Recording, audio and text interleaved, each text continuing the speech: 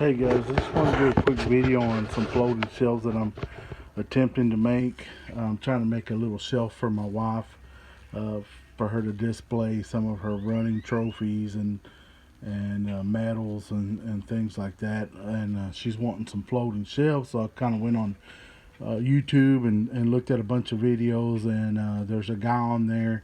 If you search 2x6 floating shelves, he's the first video that comes up. Kind of like the way he did his. So I'm going to attempt to try to do what he kind of did.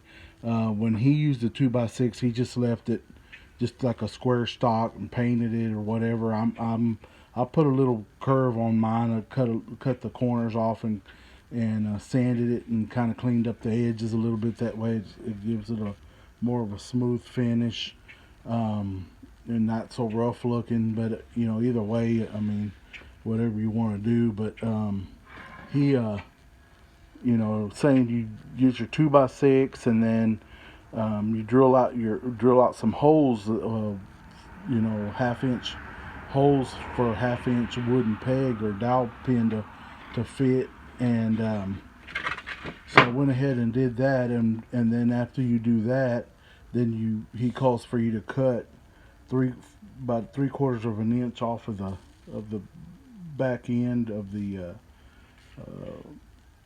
2x6, and this is the actual piece that's going to go onto your wall. So I cut that, and then what you're going to do is once you get that cut, then you're going to put your 3-inch dowel pins in here and bottom them out, and then you're going to glue them in there, and then let those dry.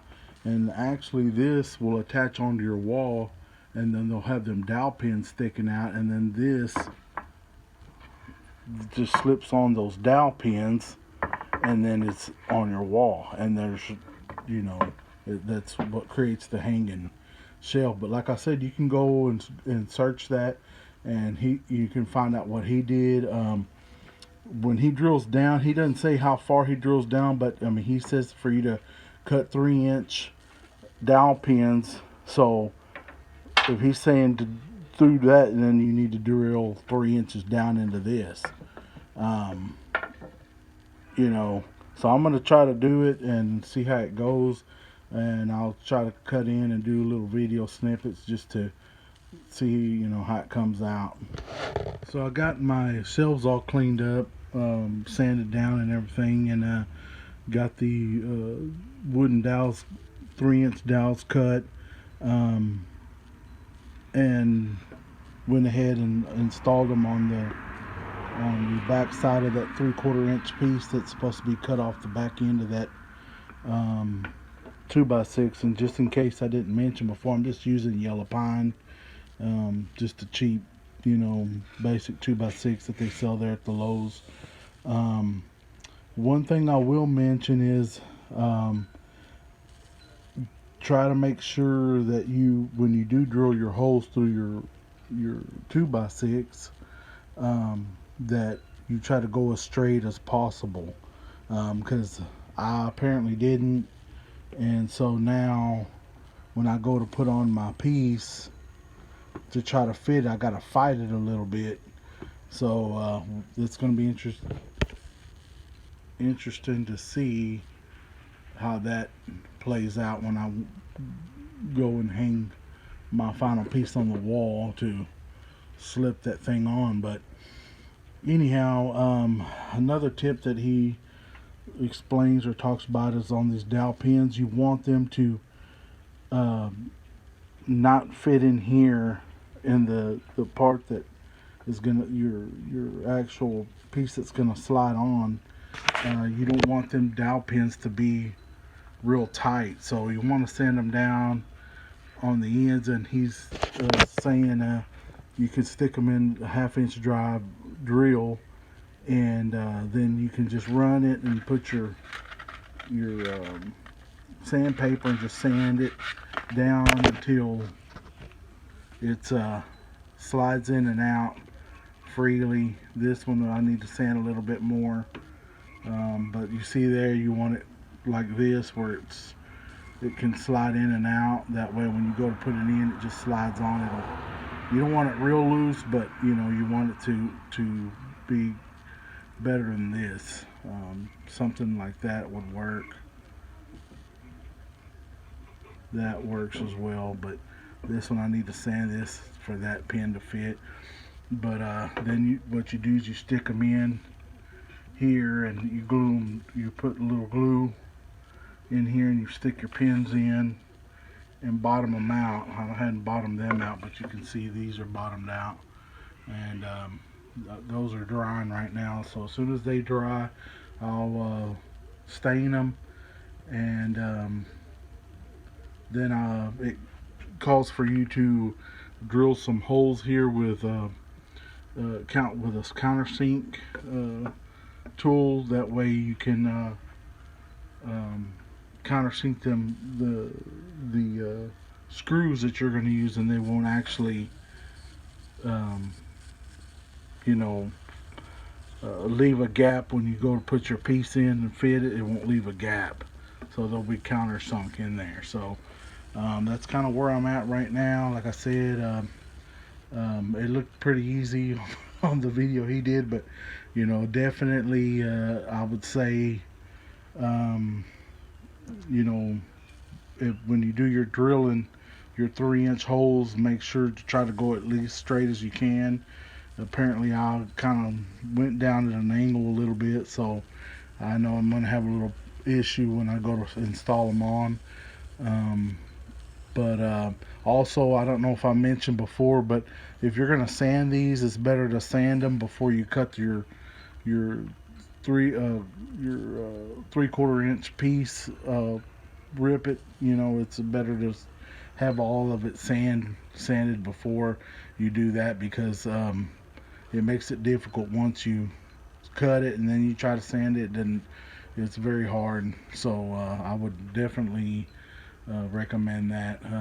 But I'll see how it goes. Okay, I'm back. As you can see, I got them the shelving stained up. You just went ahead and used the old uh, can that I had laying around of I don't know, I think it's a ebony stain. It's a dark stain. We got a lot of dark stuff on our walls, and so I just went ahead and went with that.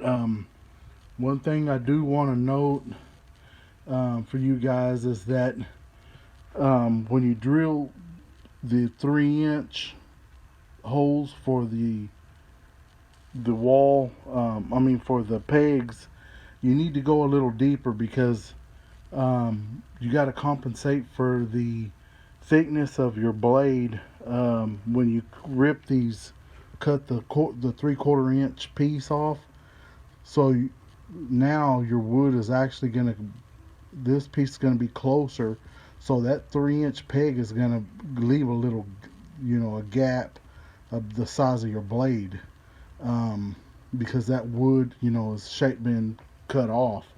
Um, so I would recommend. I'm gonna have to go back and I'm gonna have to drill out these a little bit just so it fits. So I would say probably, you know, go over a little over 3 inches when you drill out them holes. That way you don't have the problems that I'm having, and that's why I do these videos. That way somebody can see, you know, my mistakes, and maybe they won't make the same mistakes that I made. I mean, I'm not perfect by no means. A lot of this stuff is my first time trying to do. I mean, so if somebody can learn something from, you know, what I've done, then that's what it's all about. But like I said, I mean, um, as you can see, when I try to close these, there's going to be, um, you know, a small gap because of that, you know, blade thickness that took off that little bitty eighth of an inch or whatever it is, the 16th or whatever. So, um, you know, I'm gonna let these dry out, and I might give them another coat. I'm not sure. Um, but I'm gonna let them dry out. Then I'm gonna re-drill a little bit out of the hole, um, and then I'm gonna do some countersink um, holes with a little pocket countersink tool that I got. So I got the shelves hung up. You can see this is mounted on first, and then I countersunk the screws, and then this just goes on the pegs and then slides right in. And there it's free floating. And now she's got a place to put trophies and pictures. And then right here, I had this sign made right here. I got it. I found somebody on Etsy to custom make this with her name, and it's all metal and pretty good quality. Then I hung these chains on here, and what I'm going to do is I'm going to put some rods through the chain loops, and then she can hang her metals, and the rods will extend out to about right here, so you'll see metals. She'll have metals hanging, you know, all the way across. But came out pretty good. She's pretty happy with it. So that's it.